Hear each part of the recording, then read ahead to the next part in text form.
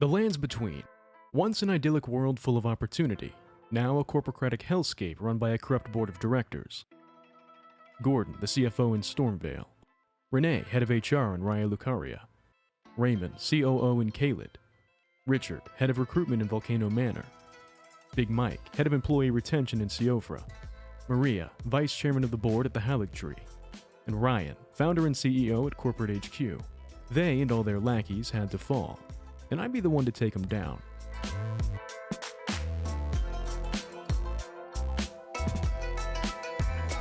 Gordon the Grapher, Chief Financial Officer, head of the Stormveil office, and toll booth for anyone trying to get to Corporate HQ. He had a nasty reputation as a boss. Anyone who didn't get him an expense report punctually was in for a rough time, and getting promoted would cost an arm and a leg. He would be my springboard into the offices of all the other executives, but I had a long way to go before I could think about taking him on. First, I'd need to build a formidable character to face the challenges ahead of me, so I decided to create a samurai. Then, I made him completely blue. We've created the perfect blue boy. Once my usurper was created, it was time to begin the quest against the Corpocracy. It all began with a spider. Oh, hello. You're lucky I don't know how to use any of my shit, bud. It then began with a horse, or a goat. A gorse. Hello, gorse. I wandered through a cave and met the first intern, one of Gordon's. After swiftly dispatching him, I rode an elevator to the surface and beheld the world for the first time. I met a nice gentleman who told me I'd need a hall pass to the cool kids table. You are maidenless. With my new objective on my mind, I set off again, only to find Larry the Lorax.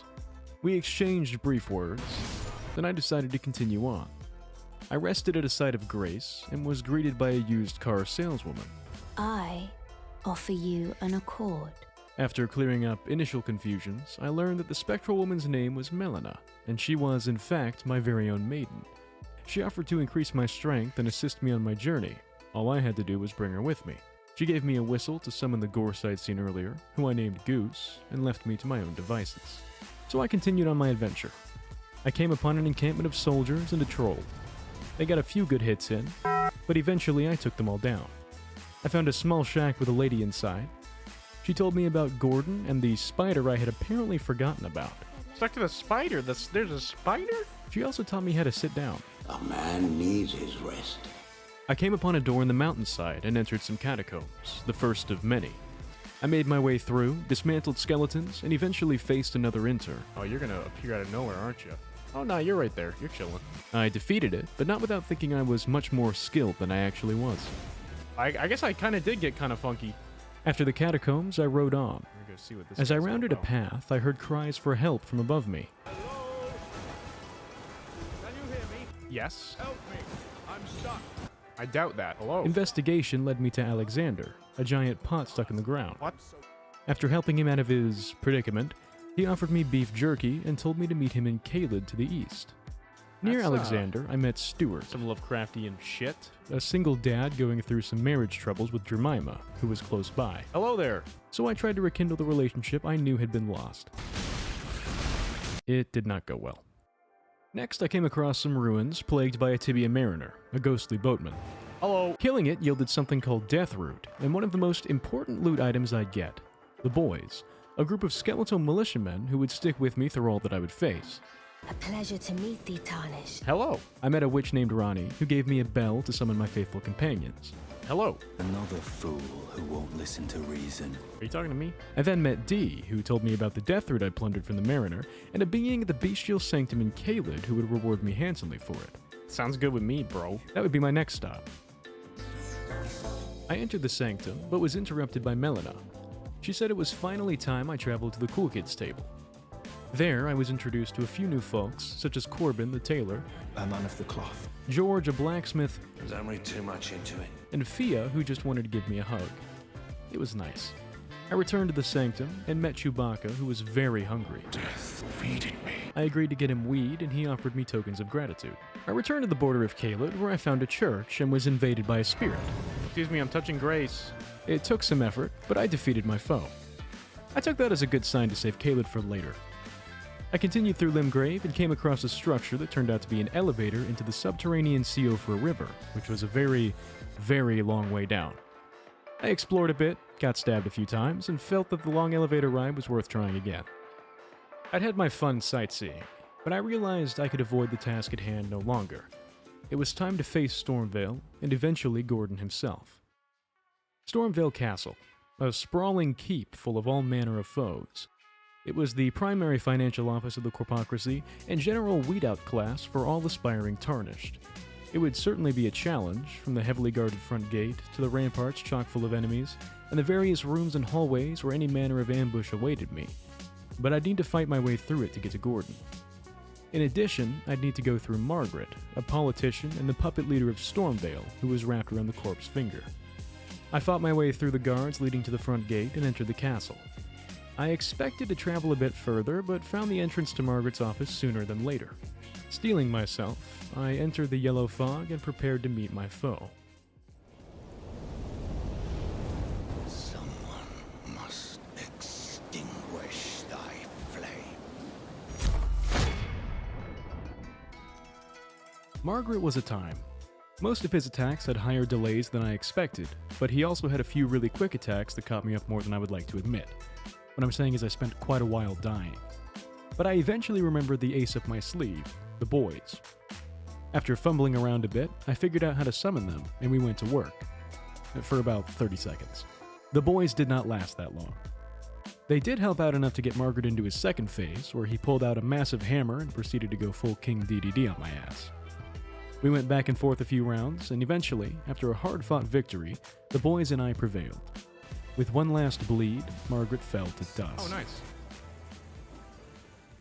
With Margaret gone, I had full access to Stormveil proper. The front gate was shut, but luckily a side door had been left open. I found some birds with swords on their feet. They put swords on the birds. That ain't natural. I looked around the castle a bit and rethought all of my choices. Maybe I'm gonna be Wolverine. Briefly. I did what the Joker could not and cheesed the Dark Knight.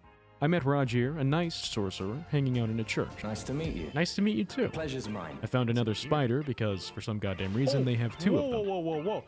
After giving the spider a good try, I realized I'd need to prepare myself a bit better if I had any hope of beating Gordon. So I went back into the world to build my strength.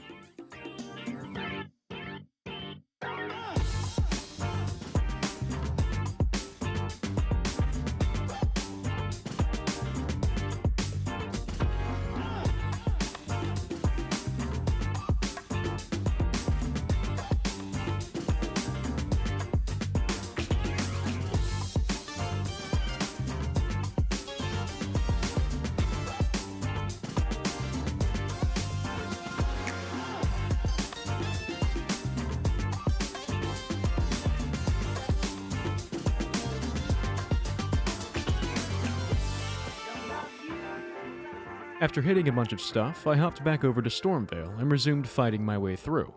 The spider was daunting until I found its worst enemies. I had advantage in a bow.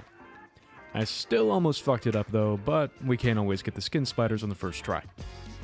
After putting the beast down, I dashed through the rest of the castle and finally came to the place I'd been thinking about for hours, Gordon's office. I stepped through the mist and prepared to face him. I command thee, kneel! I am the Lord of all that is golden.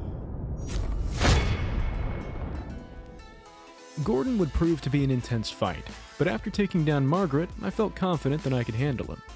His attacks were less delayed than Margaret's, which made things feel a bit easier, even though he attacked more often. My first attempt went decently, and I was able to whittle Gordon down to half health. That's when things got a bit more heated. I decided now was a good time to bring back the boys. Then I immediately died. A minor setback. We gave it a few more tries, learning more and more about our enemy every attempt and trying new strategies.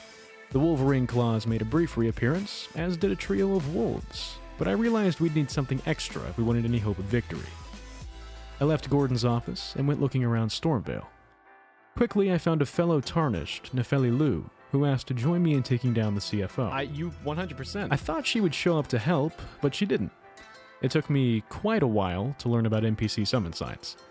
With my veritable Pokemon party by my side, the fight against Gordon resumed. And after many more rounds, It was very close. it finally happened.